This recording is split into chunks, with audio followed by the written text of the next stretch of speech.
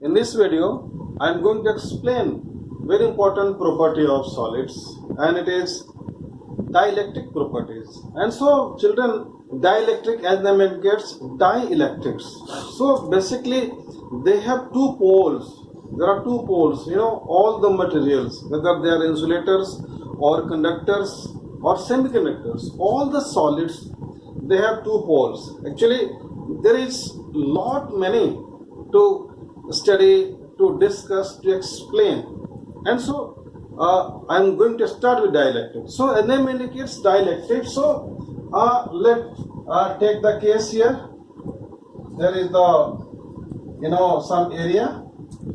There is some area, and so here there is the boundary of any material. Basically, I am drawing in an insulator.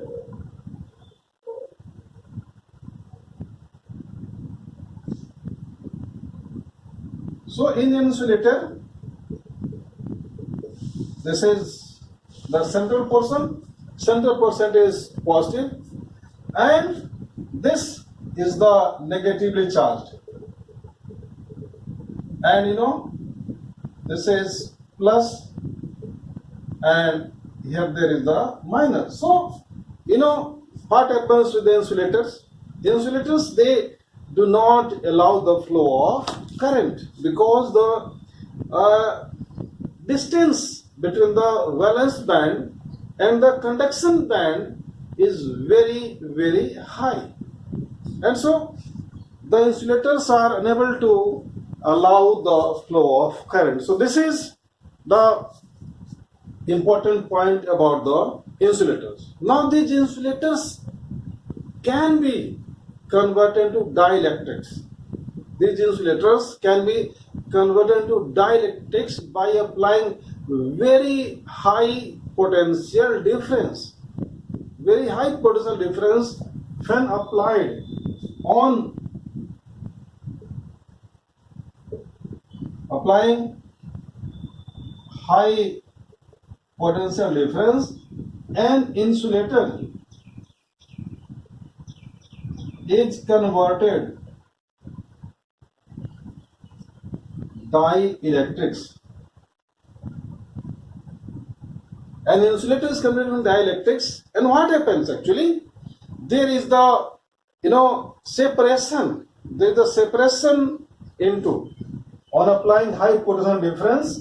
An insulator is converted to dielectrics. Means there is the separation into two different poles. Now see. So on applying high potential difference, there is the separation of the charges. Here insulators, they are neutral. The meaning is that the central portion has the positive charge, and around this there is the negative charge. So they cancel out each other, and so insulators do not allow the flow of current. So applying high potential difference, see, I am drawing again here. What happens? This is the surface area. This surface area, and so what happens? There is the segregation of charges. Here it comes out to be the let it be the negative, and here it comes out to be the positive. Again, so the same condition. So this is what? And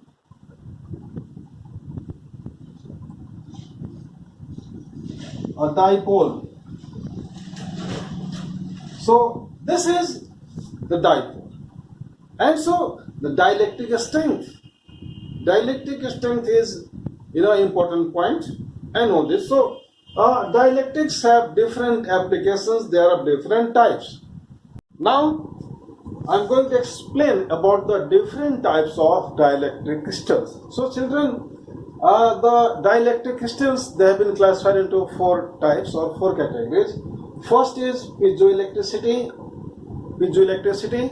and piezoelectricity is exhibited by piezoelectric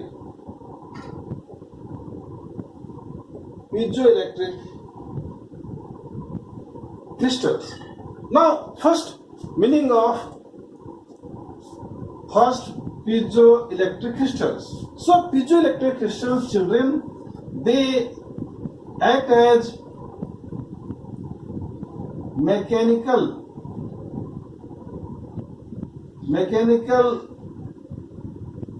electrical transducers. Mechanical electrical transducers means on applying force or on hammering, there is the generation of electricity. So electricity is generated means generation of current on striking.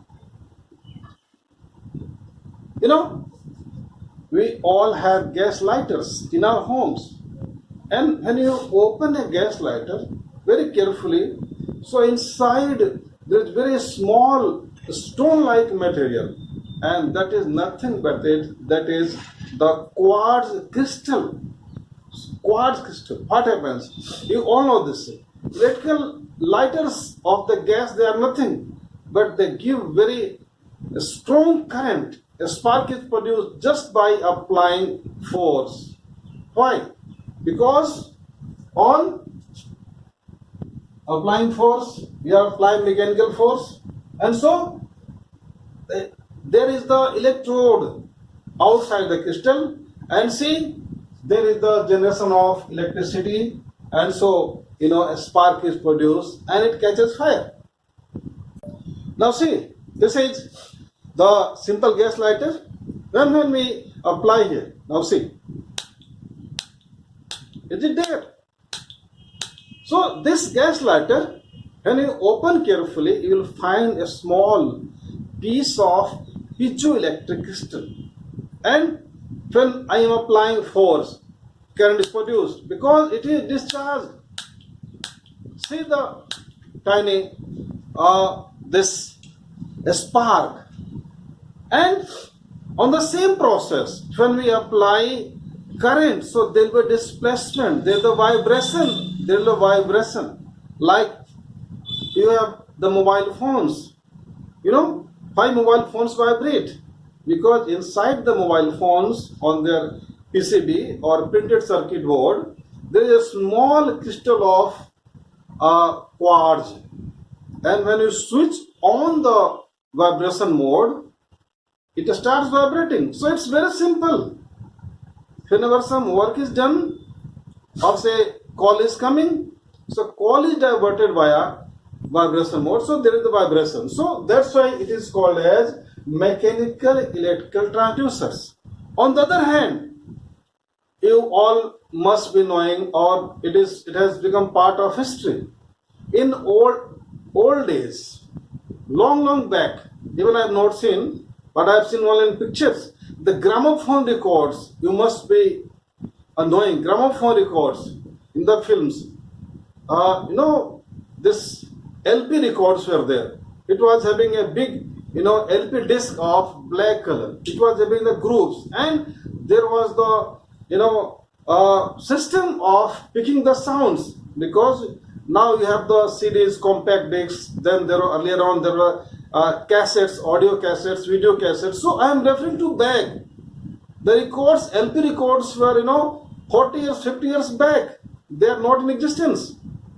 So the gramophone records were, there was some circular disc was moving by a motor, and the soundtracks were recorded in the grooves, and so due to rotation, the sound was picked up by the gramophone, pickup. Sound picks up. Sound was picked up by the signal pickup instrument, and so the sound was produced. And so this is all about the piezoelectricity, and so the piezoelectric crystal. So example will be the quartz, and quartz is used in our watches. So this wristwatch, you all know, the electronic watches. So quartz, they have, children, some fixed frequency. They vibrate at a particular frequency. They have nothing, but all the information is programmed inside the electronic watches in form of codes. And so This is about the piezoelectricity and piezoelectric crystals. Now coming to second part, pyroelectricity. So pyro means heat. So the best example is solar photovoltaic cells. You know what happens when the sunlight or ordinary light falls on the solar panels made up of silicon, germanium, you all know, they are the semiconductors. And when light rays, they are allowed to fall on them, there is generation of current. So this is pyroelectricity. Pyro means heat. So that there is the heating, and so there, threshold frequency of the silicon and germanium is very low. That by very little amount of heating, just even by the room light, by the light of bulb also, there is the generation of electricity, and so it is the pyroelectricity, and so they are piezoelectric crystals. The silicon chips, germanium chips, they are made up of millions of piezoelectric crystals in the form of very thin film. You all must be knowing. So this is about the piezoelectricity. Now I am going to explain about the third, ferroelectricity. So children, this is the third type of dielectric crystals, and in these the dipoles are permanently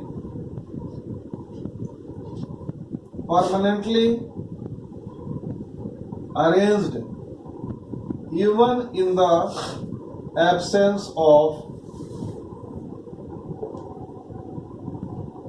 electric field. So the dipoles are permanently arranged in ferroelectric crystals. So they are already arranged, and so they have their important functions, like Rochely salt.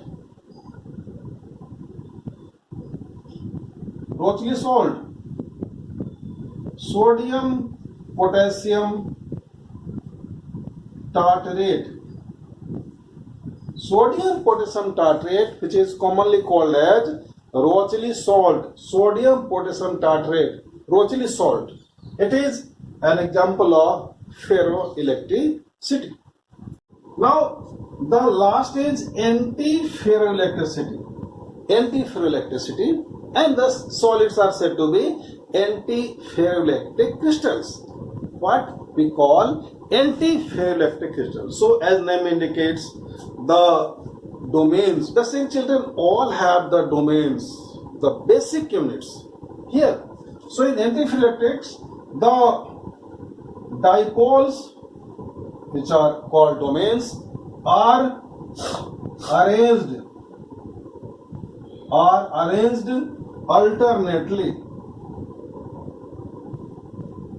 alternately so that they cancel out each other's effect. So the domains, the dipoles, they are arranged oppositely. If on one side, let this be the case, here there is the, if there is plus minus, here there is minus, so again here there will be plus minus, so they cancel each other, and so the net dipole moment is equal to 0. So this is the anti-ferroelectric crystals. And so example, lead zirconate,